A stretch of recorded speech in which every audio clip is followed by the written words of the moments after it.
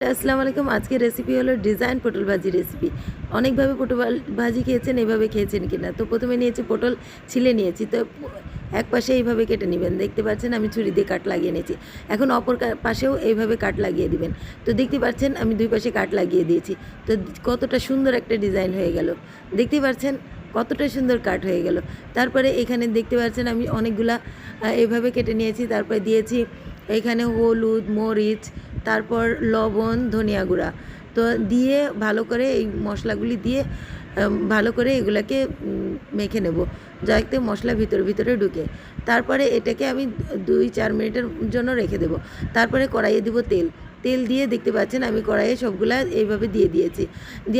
দিয়ে দেওয়ার পরে দেখতে পাচ্ছেন এইখানে দেখেন একটু চাপ দিয়ে দিবেন, দেখেন ডিজাইনটা বের হয়ে আসছে। তো এইভাবে চাপ দিবেন, এইভাবে ডিজাইন বের হয়ে আসবে। তো দেখতে পাচ্ছেন আমি সবগুলো এইভাবে চাপ দিয়েছি, উল্টে পাল্টে নিয়েছি। উল্টে পাল্টে নেওয়ার পর এইখানে দেখতে পাচ্ছেন একদম এক পাশে হালকা গোল্ডেন কালার করেছি, দ্বিতীয় পাশেও হালকা গোল্ডেন কালার করে নামিয়ে নিয়েছি। তো এইভাবে পটল ভাজি করলে দেখতে যেমন সুন্দর, মেহমানদের সামনে আপনি পরিবেশন করতে পারবেন। তো এটা শিখে রাখুন, কাজে দিবে।